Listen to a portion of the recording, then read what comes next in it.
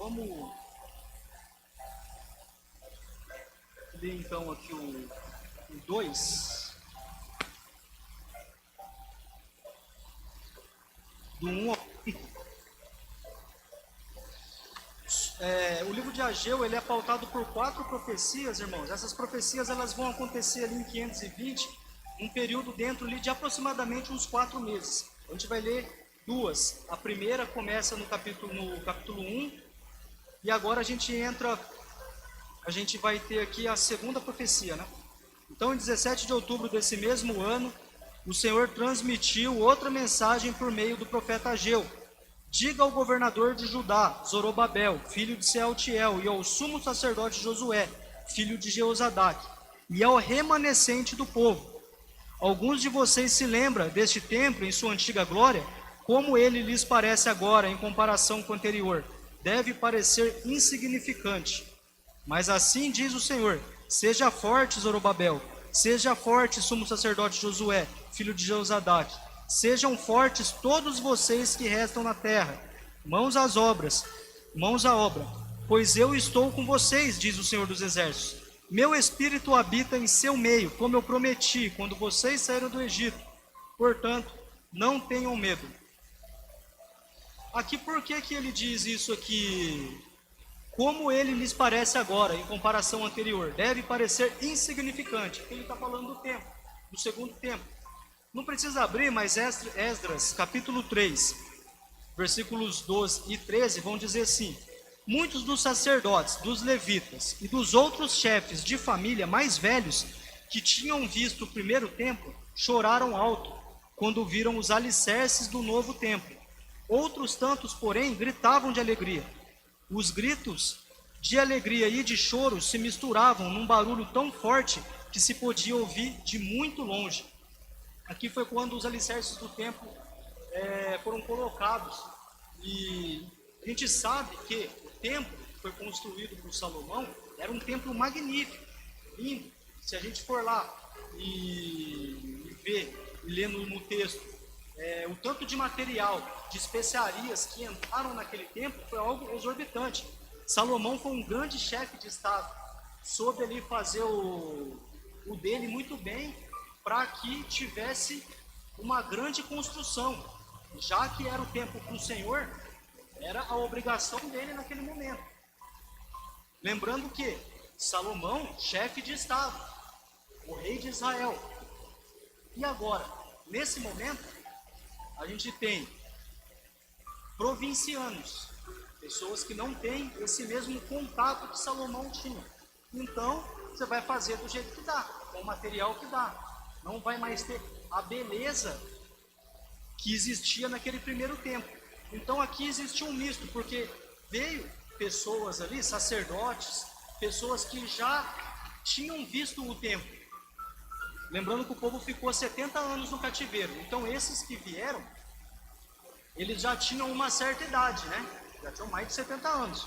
Né?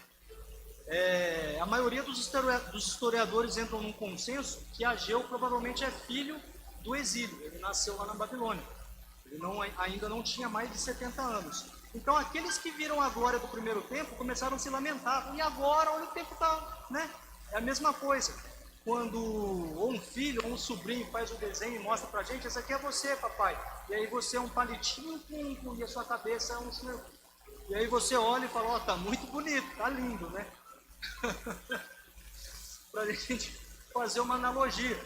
Todo mundo olhava, tá ficando de pé, né? Mas cadê a glória e a majestade de outrora? E aqueles que nasceram lá no exílio estavam vendo, não viram, não existia naquela época Facebook, não tinha YouTube, não tinha nem ali a máquina fotográfica para saber como era. Provavelmente sabiam porque os mais velhos falavam, mas eles não tinham visto. Então eles se alegravam. Então esse misto de choro e alegria permeou naquele momento. E aqui o templo começa a ser edificado, então Ageu relembra isso. Eu sei que vocês estão enxergando aí algo aparentemente insignificante, perto daquele templo, lindo e majestoso de outrora. Só que aqui, que é o X da questão para a gente entender a mensagem desta noite. Esse segundo templo, ele tem um objetivo. como nós já falamos, para que as outras pessoas entendam a fidelidade de Deus, para que os peregrinos possam vir, mas ele vai ser o lugar aonde o Rei dos Reis vai entrar. Israel precisa, Judá, que no caso já é a província de Judá, precisa estar funcionando para que tudo ocorra bem, para que coopere para a plenitude do tempo onde o Messias, o Salvador, o Rei dos Reis viria. Então aqui nada fugiu do controle. Se o Senhor quisesse fazer com que caísse colunas de ouro, só ir colocar no lugar, o Senhor poderia fazer, mas tudo estava dentro do quê? Do plano divino. Irmãos, vou correr aqui, eu já vou terminar. Eu termino ainda hoje. Eu gostaria de ler com vocês aqui, agora lá em João, marca aí em Ageu, que a gente já volta. João capítulo 2, é legal a gente fazer essa leitura junto. A gente tem uma referência aqui, João capítulo 2. Evangelho de João 12, vamos ler do 13 ao 22.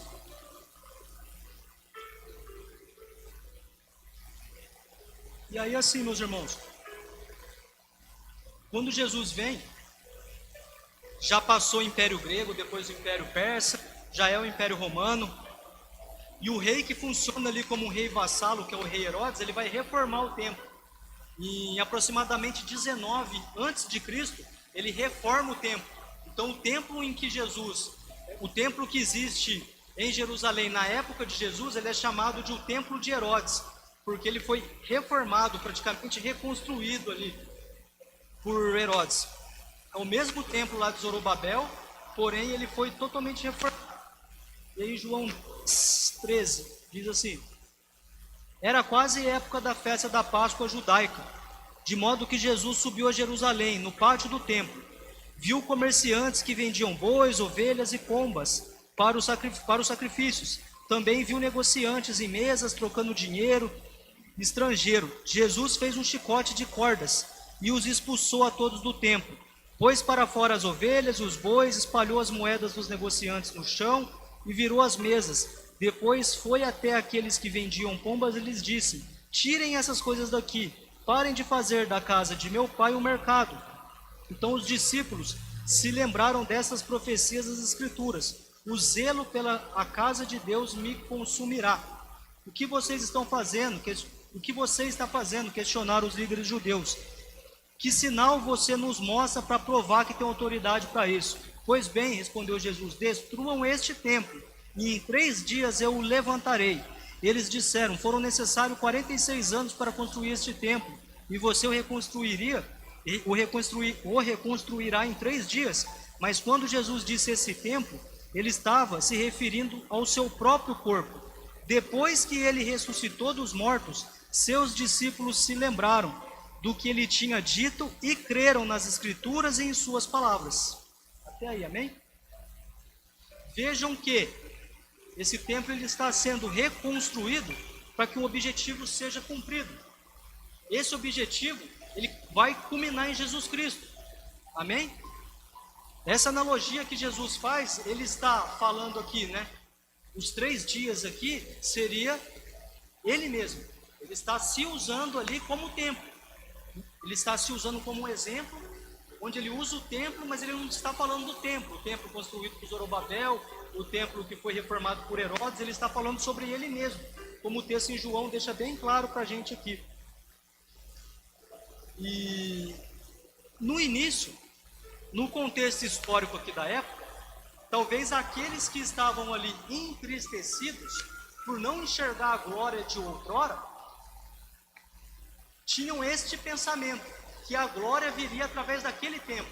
Mas aqui é algo muito maior, que o Senhor está transmitindo através de Ageu, e hoje a gente tem a capacidade de compreender que aquele templo precisava ficar de pé, mas tudo vai culminar em Jesus Cristo, meus irmãos. Tudo vai culminar em Jesus Cristo.